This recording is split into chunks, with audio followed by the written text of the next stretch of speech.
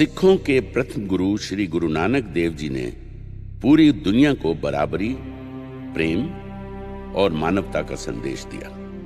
वो हर धर्म को समान समझते थे, पर इसके विपरीत तुर्क और मुगल हमलावर खुद को सर्वश्रेष्ठ समझते थे। वो दोनों हाथों से मुल्क को लूट रहे थे और तलवार को मजहब की जबान बना पूरे हिंदुस्तान पर अपना परचम फहराना चाहते थे। बेरोक टोक लूटमार और मार काट के इस दौर में धर्म परिवर्तन से घबराकर कश्मीरी पंडित गुरु तेग बहादुर के पास मदद मांगने पहुंचे। तब 8 साल की छोटी उम्र में ही गुरु गोविंद सिंह ने कश्मीरी पंडितों के पक्ष में आवाज उठाकर अपने गुरु पिता को इस जुल्म के खिलाफ लड़ने की प्रार्थना की। पिता गुरु तेग बहादुर ने जुल्म का सामना किया और जब मानव अधिकार शब्द भी इजाद नहीं हुआ था, कश्मीरी पंडितों की रक्षा के लिए अपना जीवन बलिदान कर दिया। शीश कटा दिया पर झुकाया नहीं। पर इसके बाद भी धर्म परिवर्तन का ये जुल्म थमा नहीं। दशमेश पिता की जवानी के साथ साथ ही इस जुल्म के खिलाफ लड़ने का जज्बा भी जवान हो गया। उन्होंने अपने विचारों से अज्ञान के अंधकार को और अपनी तलवार से अन्याय को मिटाने का फैसला लिया। श्री अनंतपुर साहब में खालसा पंथ की स्थापना की और पूरी मुगलिया हुकूमत को झंझोड़ के रख दिया। लोगों के हक, सच और धर्म की आजादी के लिए उन्होंने अपना सब कुछ कुर्बान कर दिया, अपने 4 साहबजादे भी।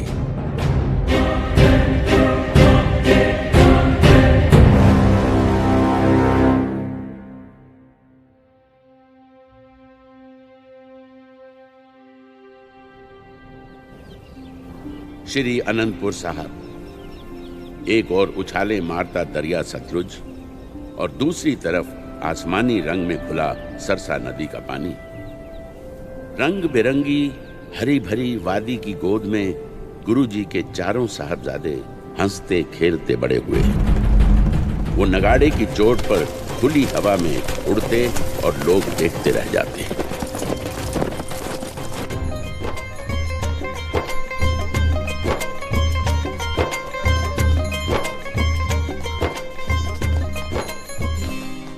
पिताजी ने हुक्म दिया है कि मुझे सफेद हाथी पर बिठाकर वीरों की दौड़ दिखाओ। मेरा भी तो नाम लिया था।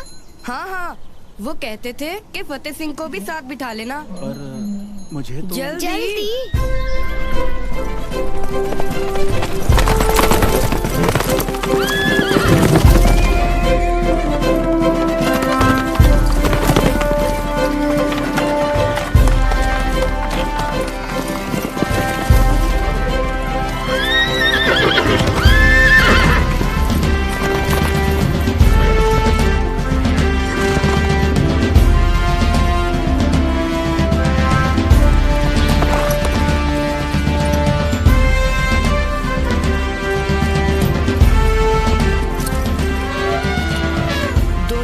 छिपते जा रहे हैं, हाथी को आगे लो।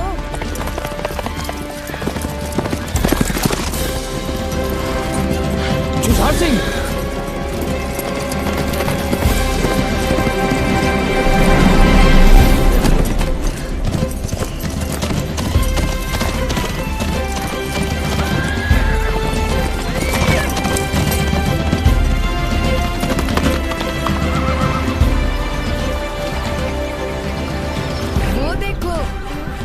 पुल की तरफ आ रहे हैं।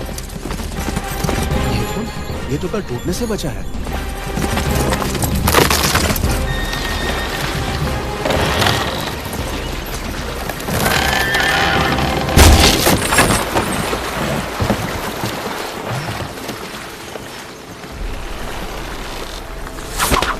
जुझार सिंह,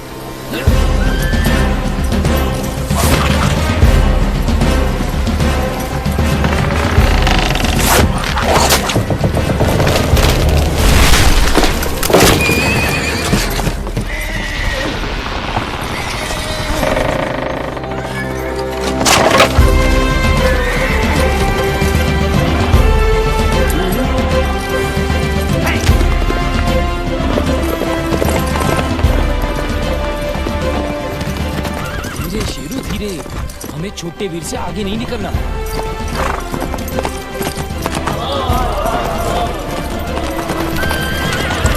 जुझारवीर जी जीत गए, जुझारवीर जी जीत गए।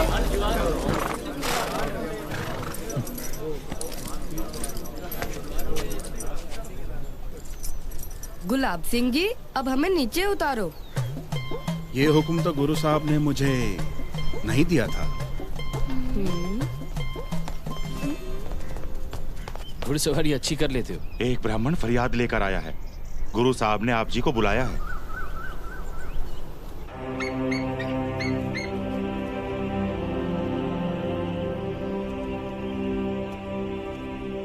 हे दशमेश पिता, मैंने बहुत दरवाजे खटखटाए, बहुतों के पास जाकर फरियाद की, पर किसी ने मेरी मदद नहीं की। मेरी नई नवेली दुल्हन का अभी तो चूड़ा भी नहीं उतरा था कि पठान उठाकर ले गया। बस अब तो आप ही मेरी मदद कर सकते हो। दशमेश पिता के दरबार से कभी कोई फरियादी खाली हाथ नहीं लौटा। जो हुक्म गुरु पिता। ਪਹਿਲਾ ਅਸ਼ਟਪਦੀਆਂ ਕਰਤੀ ਚਾ ਇੱਕ ਓੰਕਾਰ ਸਤਿਗੁਰ ਪ੍ਰਸਾਦ। ਜਿਨ ਸਿਰ ਸੋਹਨ ਪੱਟੀਆਂ मांगी पाए सिंदूर से सिर काती मुन्नियन गल विच आवे तूड़। हमारे मुल्क पर हुए बाबर के हमले का श्री गुरु नानक देव जी ने अपनी बानी में बताया है कि कैसे सुहागनों के सिंदूर मिट्टी में मिल गए, जिनके सर पर सुंदर पट्टियां थी, कैसी उनकी बुरी हालत हो गई। लोगों के दर्द को अपने दिल में समोकर गुरु साहब ने बाबर को कहा था कि इतना कुछ देखकर भी तैकी दर्द ना आया। दादी माँ, इतना जालिम था बाबर? उसके राज में लोग इतने दुखी थे? ये जो दिल्ली के तख्त पर बैठा है, इसके राज में कौन सा कोई सुखी है? वीर जी, आप औरंगजेब की बात कर रहे हो ना? हाँ, उसी पत्थर दिल इंसान की। जुल्म करना तो जिसकी आदत बन चुकी है। जालिमों के जुल्मों के बारे तो तुम काफी जानते हो। दादी माँ जो गुरबानी सिखाती है, वो भी तुम्हें याद है या नहीं? बानी तो सहज होती है गुरु माता, अपने आप कंठस्थ हो जाती है। हाँ गुरु माता, सुनो फिर। आद गुरु नमे, जुगाद गुरु नमे, सत गुरु नमे, श्री गुरुदेवे नमे। ये दोनों तो सही उतरे हैं जुझार सिंह। और तुम्हारी संस्कृत और फारसी की पढ़ाई कैसी चल रही है? गुरु माता, अब हम संस्कृत और फारसी बोलनी ही नहीं, लिखनी भी जानते हैं। गुरु माँ, वीर जी तो अब घोड़े की लगाम अच्छी तरह खींच लेते हैं। अच्छा, अब तो मैदान जंग में चमकने वाली तलवार आपके बेटे के हाथों में खिलेगी। क्या सोचने लगी गुरु माँ? बेटा, शस्त्र धारण करके युद्ध में जाने से पहले जैसे तुम्हारा बड़ा भाई सोना गबरू जवान लगता है, तू भी वैसा ही लगा करेगा ना? गुरु माँ, आपके आशीर्वाद के बिना भला मैं मैदान जंग में कैसे जाऊंगा? तब खुद ही देख लेना। परमात्मा तुझे तेरे वीर की तरह शस्त्र विद्या में निपुणता बख्शे। तेरा कदका कैसा चल रहा है? ओह गुरु माँ, ये हमेशा मुझे अपनी बातों में लगा लेते हैं। दादी माता। हाँ, जाओ।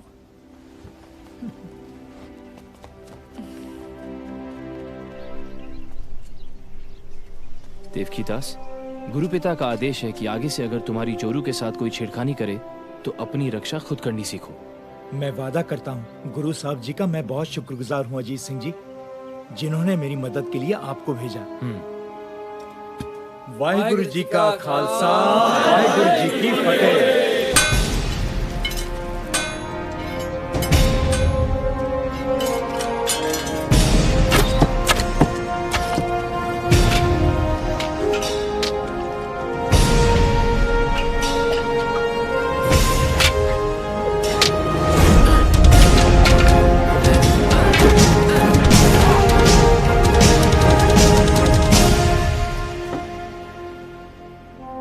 आप कहाँ गए थे? जुझारवीर जी ने तो आज कमाल कर दिया। मैं गुरु पिता को बताने गया था।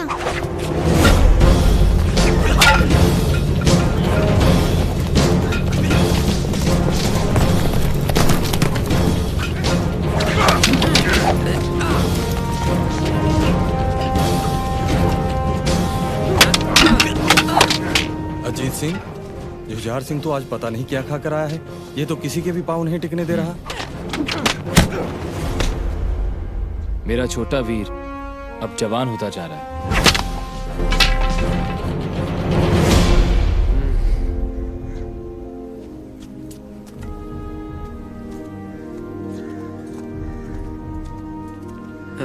वीर जी, मेरी तलवारबाजी शुरू करवाओ। उस्ताद जी भी यही महसूस करते हैं। जुझार सिंह के शरीर में अब काफी फुर्ती है। तलवारबाजी के कई गुर तो मैंने अपने आप सीख लिए हैं। आप चाहो तो देख सकते हो।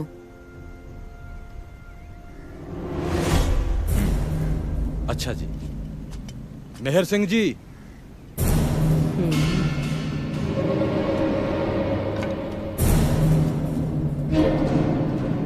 ठहरिए, तलवार मुझे दीजिए। मेरे छोटे भाई ने कितने गुर सीख लिए हैं ये मैं खुद देखना चाहूंगा।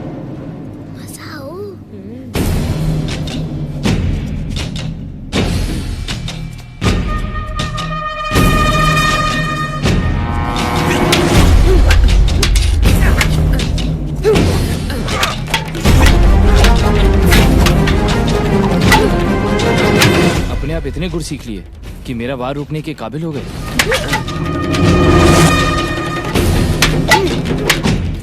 मैदानी जंग में जितना जरूरी है दुश्मन को हराना, उससे कहीं ज्यादा होता है अपने आप को बचाना। इसलिए अपने बचाव पक्ष को कभी भी कमजोर ना रखो।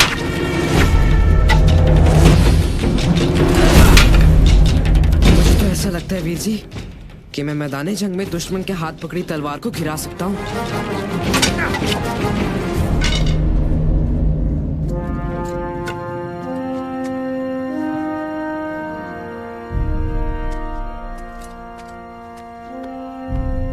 सोना भट्टी में तप चुका है, अब इसके गहने बनाना शुरू कर। लेकिन याद रहे, सिंह की कृपान कृपा करने के लिए उठती है, जुल्म करने के लिए नहीं।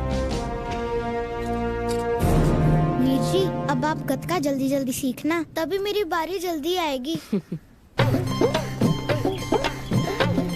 वीर जी, मुझे जुझार वीर से बचाओ। जुझार सिंह, ये देखो, इसने मेरे हाथ पर काटा। आपने मेरा कान क्यों मरोड़ा? तुमने मिर्चों वाले हाथ मेरी आंखों में क्यों लगाए? हाँ वीर जी, देखो इनकी आंखों से कैसे पानी निकल रहा है। फतेह सिंह, गलती हो गई वीर जी। फिर इस गलती की सजा मिलेगी। अब हम इसकी आंखों से पानी निकालेंगे, इसको हंसा हंसा के।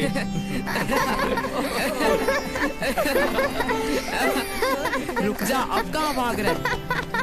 जाओ वीर जी, मैं नहीं बोलता आपके साथ। हमने मेरी तरफ की बात नहीं की, जो जारवीर जी का साथ दिया। कैसे भाई? उनकी शिकायत पर आप गुदगुदी करने लगे। मेरे मिर्चों वाले हाथ अपनी आंखों को लगाकर तो देखो पानी निकलता है या नहीं।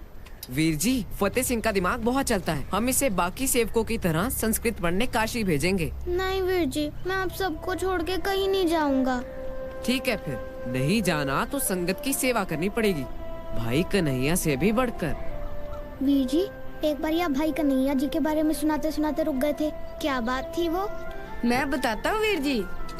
एक बार एक सिंह ने आकर शिकायत की, गुरुजी, युद्ध के बाद भाई कन्हैया जी जख्मी तुर्कों को भी पानी पिलाते हैं। भाई कन्हैया ने फिर कहा, गुरुजी, आपके सिंह शस्त्र चलाकर दुश्मन मारते हैं और मैं उनको पानी पिलाकर दुश्मन ही मारता हूँ। गुरु पिता ने मुस्कुरा कर कहा, कन्हैया, अब से मरहम पट्टी भी साथ लेकर जाया कर।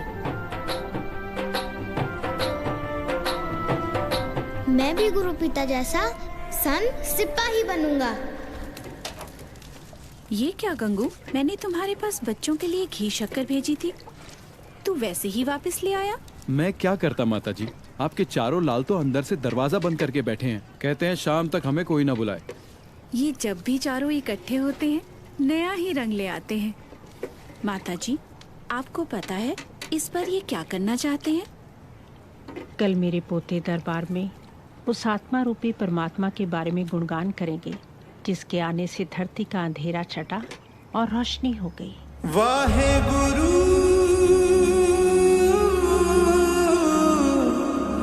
वाहे गुरु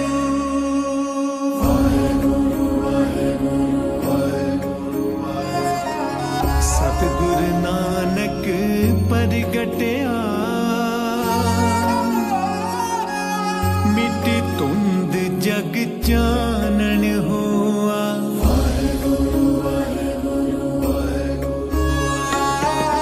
सतगुरु नानक परगटिया मिट्टी तुंद जग चानन हुआ जो कर सूरज निकलिया तारे छपे अंधेर पलोआ तारे छपे अंधेर पलोआ सतगुरु नानक परगटिया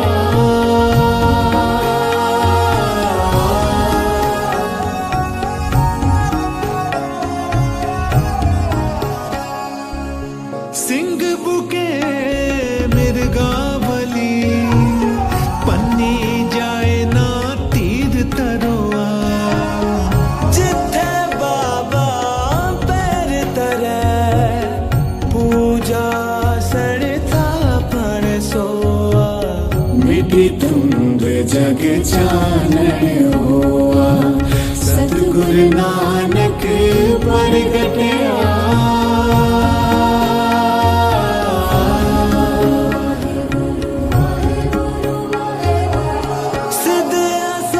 सब जगत दे नानक आदमत जे को कर कर अंदर धर्मसाल होवे कीर्तन सदा विसोआ मिट्टी तुंद जग चानन हुआ सतगुरु नानक परगटिया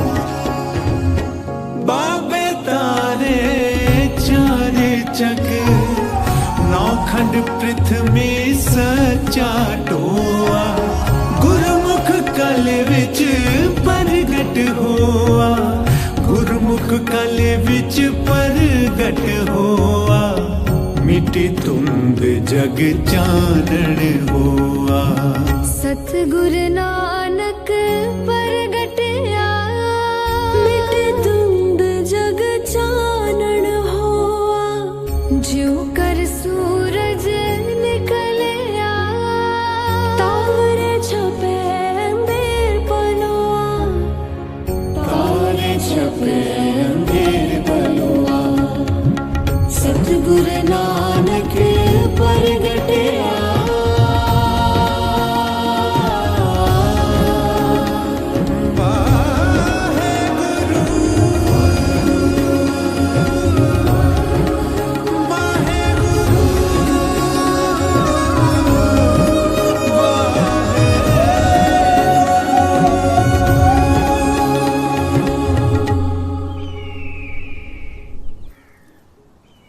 देखा मेरे पोतों ने खुश कर दिया मेरे लाल को। ये खुशियों का मेला हमारे घर हमेशा हंसता बसता रहे।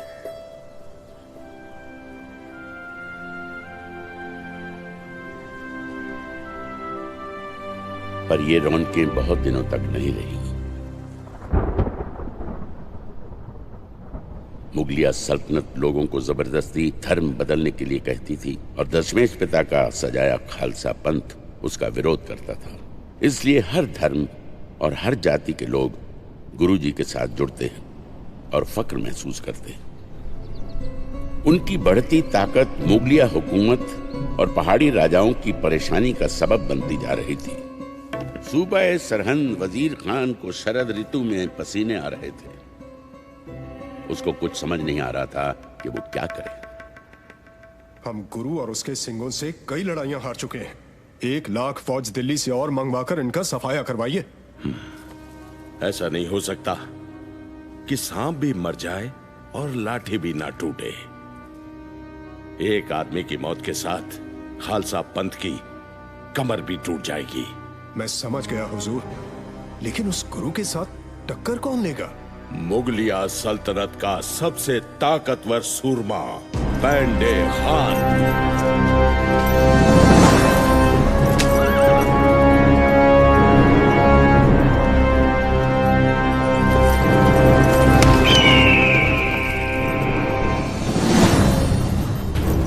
गोविंद, अपनी फौजों को क्यों मरवाता है? चल, तू और मैं आपस में दोनों लड़कर जंग का फैसला कर लेते हैं।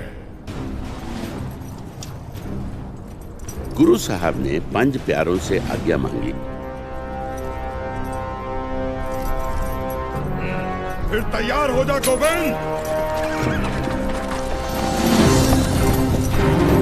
बोले सोनिहाल।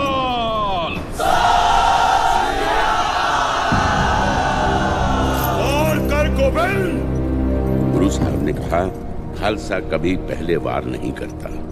ललकारा तूने है पेंडे खान, वार मैं कैसे कर सकता हूँ? नहीं, पहला वार तू कर गोविंद। गुरु साहब ने कहा, सोच ले पेंडे खान, अगर वार करने की तमन्ना दिल में ही रह गई तो फिर क्या करेगा? तो फिर बचा अपने आप को। देखो दीना बेग साहब, पेंदे खान का तीर खालसा पंथ की कमर तोड़ने के लिए तैयार है।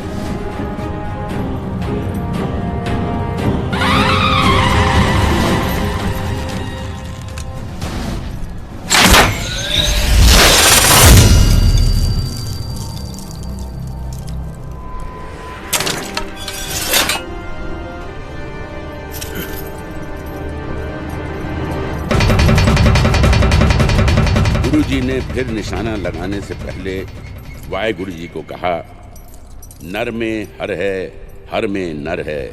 हे निरंकार, हर इंसान में तू आप है, पर इस वक्त मेरे तीर के सामने किसी का अहंकार है। गुरु साहब ने कहा, अपने रब को याद कर ले पेंडे खान।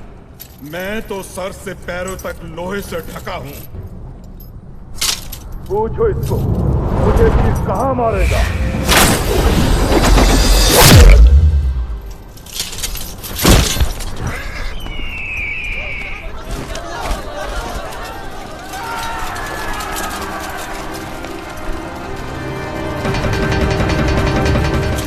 पेंडे खान की खबर सुन वजीर खान तिलमिला उठा। उसकी नजर फिर पहाड़ी राजाओं पर पड़ी। वजीर खान ने पैगाम भेजा है कि गोविंद की ताकत को खत्म करने के लिए हम उसके साथ हाथ मिला लें। उस जालिम के साथ हमें कोई समझौता नहीं करना चाहिए, खास तौर पर गोविंद के खिलाफ। हमने उससे जितनी लड़ाइयां लड़ी, हम सबको मुंह की खानी पड़ी। फिर भी गोविंद ने कभी भी तुम्हारी किसी की जमीन के एक टुकड़े पर भी कब्जा नहीं किया। इसमें भी उसकी कोई चाल होगी। बिल्कुल, वजीर खान भी परेशान ना होता तो ये पैगाम ना भेजता। हम सब आपकी राय के साथ चलेंगे राजा अजमेर चंद। मुगलों और पहाड़ी राजाओं ने एक दूसरे के साथ हाथ मिलाकर आनंदपुर के किले को घेर धावा बोल दिया और जंग शुरू हो गई। 6 महीने बीत गए। शरद ऋतु ने हर तरफ पांव पसार दिए।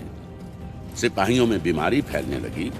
मुगलों और पहाड़ी राजाओं के खजाने खाली होने लगे। सिपाहियों में बगावत दिन ब दिन बढ़ती जा रही थी। किले में भी हालत ठीक नहीं थी। 6 महीने से किले में खाने पीने का सामान ना के बराबर था। भूखमरी इस हद तक फैल चुकी थी कि 100 सिंहों ने गुरु साहब को छोड़ने का फैसला किया। गुरु साहब ने अपनी माताजी को उनके पास बात करने के लिए भेजा। तुम्हारे गुरु ने तुम्हारी विनती मंजूर कर ली है। बस इस बिदावे पर लिख दो कि तुम उनके सिख नहीं और वो आपके गुरु नहीं। हम लिखने के लिए तैयार हैं। यहाँ अब सिवाय भूखमरी और मौत के अलावा कुछ नहीं। इस किले को छोड़कर जाना ही अच्छा है। अगर कोई और सिंह आज से खुद को सिंह नहीं कहलाना चाहता तो वो भी इनके साथ बाहर जा सकता है।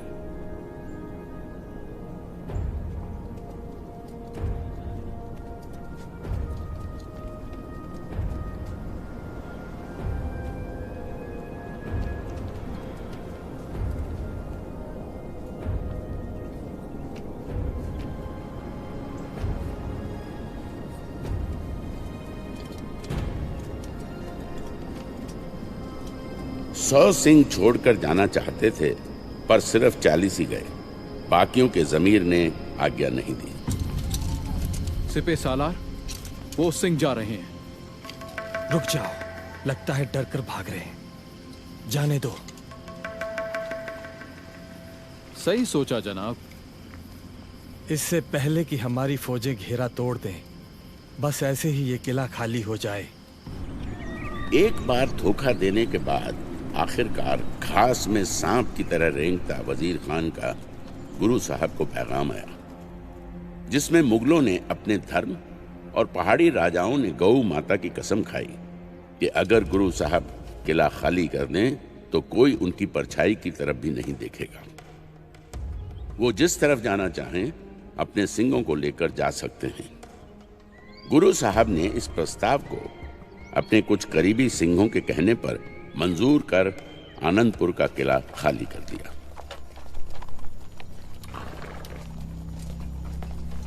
जोरावर सिंह, फतेह सिंह, जल्दी करो, माता जी तुम्हारा इंतजार कर रही हैं। वीर जी, हमें भी आपके साथ रहना है। तुम दादी माता और माता जी के साथ रहो और उनका ख्याल रखो। फिर आप हमारे साथ आ जाओ, हम चारों मिलकर उनका ख्याल रखेंगे। नहीं फतेह सिंह, हम आखिरी दल के पीछे सबकी रखवाली करते चलेंगे। अब जहाँ डेरा लगाएंगे वहीं मिलेंगे। अगर आप ना आए? आप जहाँ होंगे ना, हम पीछे पीछे आ जाएंगे। अच्छा ठीक है, अब चलो। वीर जी, जोर से जप्फी डालने को दिल करता है। मेरा भी।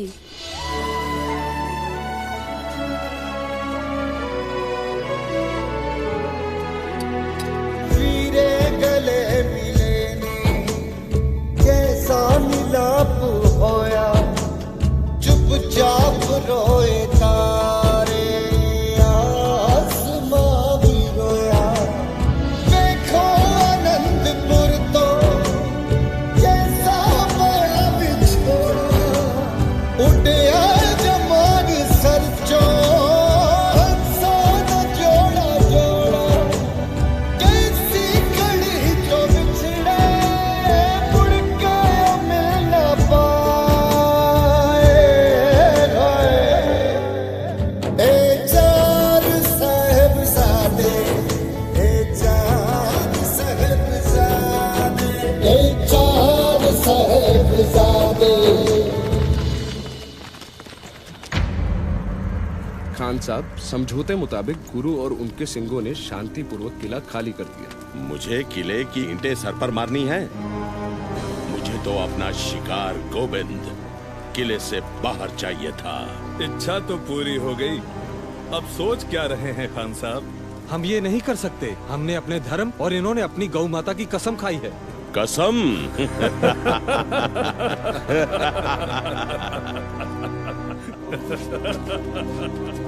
ये लोग जैसे ही कीरतपुर पार करने लगे, पीछे से हमला बोल दो। गुरु के साथ साथ एक भी सिंह जिंदा ना बचे।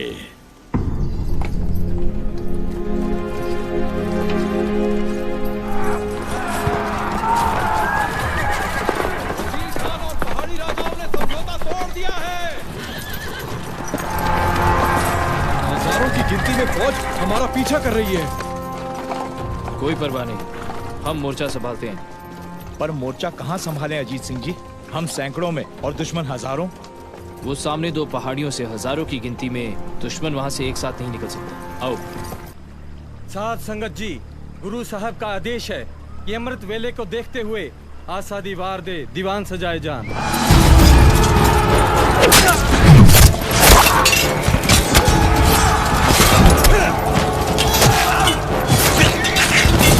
भाई मोहकम सिंह जी, हाँ, मुगलों और राजपूतों का एक और झुंड हमारी तरफ आ रहा है। इन दोनों भाइयों को यहाँ नहीं होना चाहिए।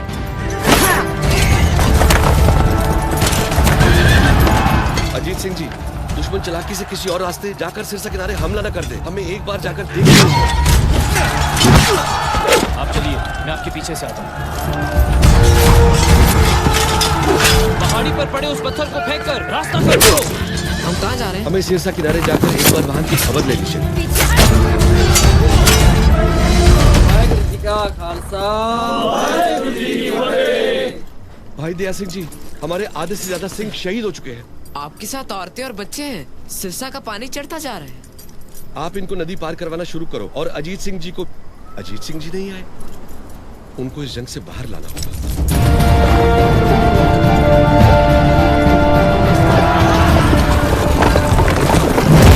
बात बन के खड़े हो जाओ, यहाँ से एक भी मुगल सिरसा की तरफ जा ना पाएगा।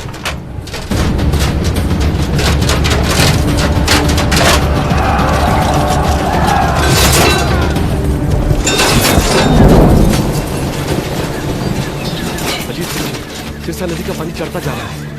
गुरु पिता ने आपको वहां बुलाया है। जी।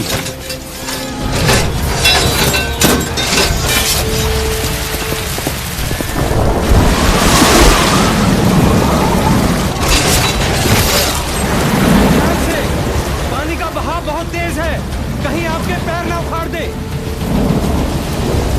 सिंहों का मोर्चा भारी पड़ रहा है, पहाड़ी पर चढ़कर उन पर पीछे से वार करो।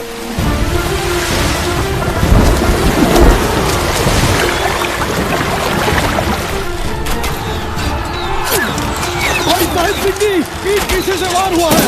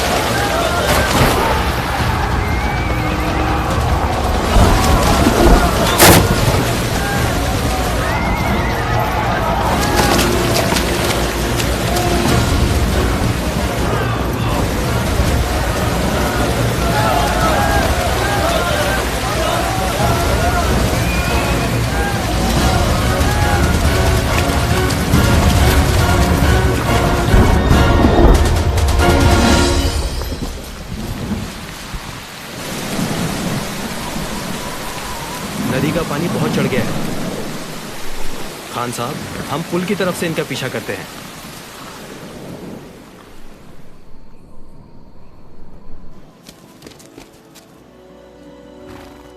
माताजी, सरसाने रोक लिते होनी दे चार हानी। हम दूर तक देख कर आए हैं माता सुंदरी जी, कोई दिखाई नहीं दिया। भाई मनी सिंह जी, हमें दिल्ली की ओर चल देना चाहिए। एक बार फिर देख कर आता हूँ, शायद अजीत वीरा या कोई और मिल जाए। यहाँ रुकना खतरे से खाली नहीं है माता जी, चलिए निकल चलते हैं। चलो बच्चों, गंगू ठीक कहता है, जैसी वाहिगुरु की मर्जी। जिसने भी पार जाना सरसा की बेडुबो। उन्होंने इंतजार किया होगा, लेकिन खतरा देखते हुए शायद दिल्ली की तरफ चले गए होंगे, जैसे कि पहले तय हुआ था। जी, कोटला निहाम होते हुए पुरमाजरा चलने का हुक्म हुआ है। उस दिन अगर सिरसा नदी कहर न ढाती तो आज इतिहास कुछ और ही होता। गुरु साहब का परिवार एक दूसरे से बिछड़ गया। माताजी गंगू के साथ उसके गांव खेड़ी चली गईं।